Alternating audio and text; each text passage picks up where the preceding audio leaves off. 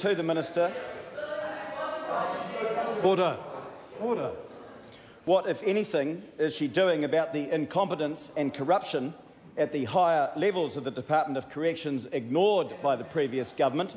And by what date can we expect to see some significant action on those problems? The Honourable Judith Collins. Mr Speaker, for a start, this Minister has been prepared and will continue to be prepared to listen to staff, unions, managers and the public, and several steps are being considered, but I am not at liberty to further advise the House at this stage. We come now to question number 6 in the name of Alan Peachey. Alan Peachey. My question to the Minister of Education. What steps is the government taking to fast-track school building projects? Mr Speaker. The Honourable Anne Tolley. Mr Speaker, the government today announced that it's bringing forward $216.7 million of spending on education infrastructure. $28 million of this funding will be an additional capital injection straight away in this financial year, and a further $189 million will be used to bring forward school building projects from the middle of this year. Alan Peachey. Supplementary to the Minister. What types of school building project will be fast-tracked? Mr Speaker. Honourable Anne Tolley. A large number of projects. One example is bringing forward the construction of non-teaching spaces in over 60 schools across the country. Another is a commitment to provide an initial investment of $34 million of ICT infrastructure to the schools most in need in order to make them ready for the high-speed broadband rollout. The Honourable Chris Carter. Mr Speaker, how much of today's school property funding announcement of $216 million is actually new money, and how much comes from the extra $3.4 billion that Labor had already allocated to school property? Mr Speaker, The Honourable Anne Tolley. I'm pleased that the member asked me that, because Labor never promised money to build a trades academy in South Auckland. We have. Labor never committed an extra $30 million of funding to the Upper-Hutt schools that they froze capital funding for. We have. Labor never committed an additional $28 million of funding in this financial year to take advantage of spare capacity. We have. And, Mr Speaker, Labor never committed extra capital funding for special schools and satellites. We have.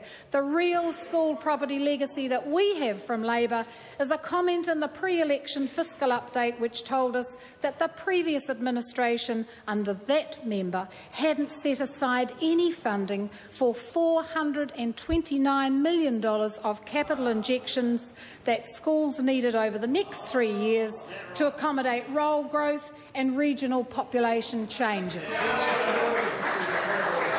Point of order, the Honourable Chris Carter. Guidance. Yesterday we had an issue here when the Minister of Labour was asked a very simple question, and she was asked to give a simple answer, laid it out clearly, and she did not. I asked the Minister how much was new money. I listened carefully to the Minister's answer, and the Minister gave a very fulsome answer to the member's question. Mr Speaker, point of order, Mr Speaker. Point of order, my question was a simple one. It was how much new money. The Minister never answered that question. I have already ruled on the member's point of order. Chris Hipkins. Supplementary question to the Minister. Can she confirm that the $30 million promised to Upper-Hutt secondary and intermediate schools today will be additional to the $14.6 million committed by the previous Labor-led government, as the schools were led to believe during the election campaign? If not, why not? Mr Speaker, the Honourable Anne Tolley. I'm delighted to refer that member to National's 21st Century School Building Program, announced in October of last year, which made it very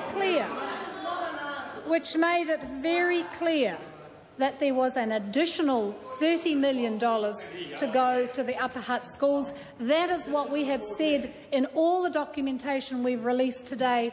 That is considerably more than that Labor government spent and offered to those schools after freezing capital funding under 3 education ministers and destroying the hopes of a whole cohort of school pupils in Upper Hutt.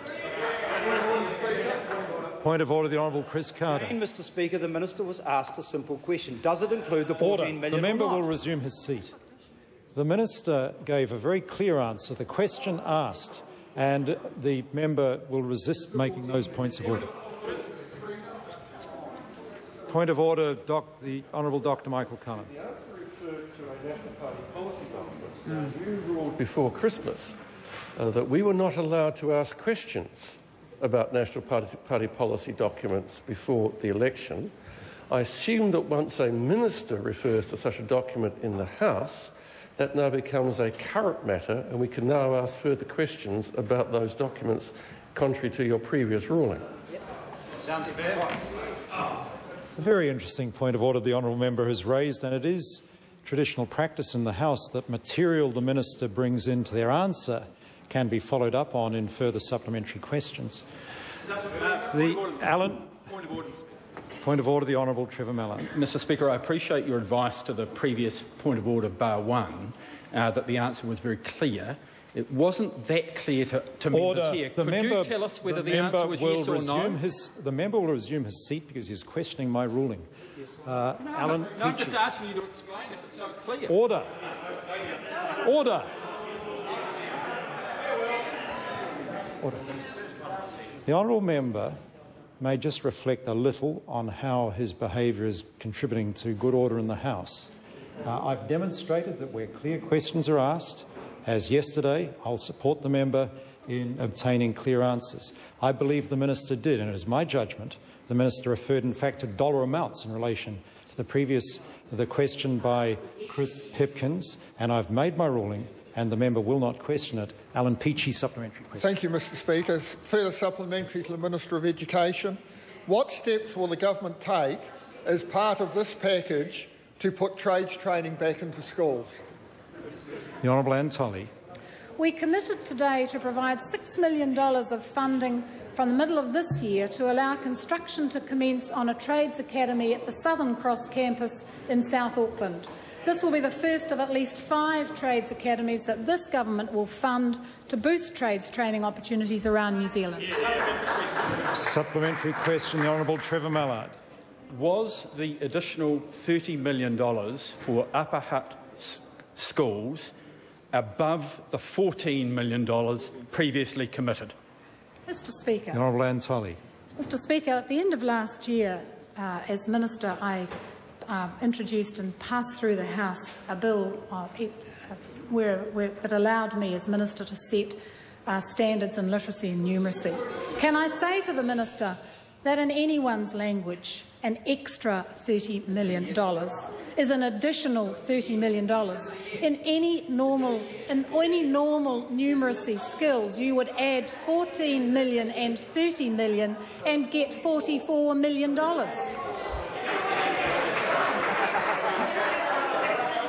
Pesata Sam Lotuinga. To the Minister, which new schools will have their construction brought forward? Mr. Speaker.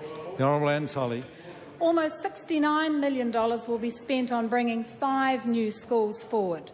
Mount Wellington and Hingaya in Auckland, Papamoa East Primary and Papamoa Secondary in the Bay of Plenty, and Kerikeri Waipapa School in Northland. These 5 schools are being brought forward by between 1 and 2 years to help provide jobs in these areas.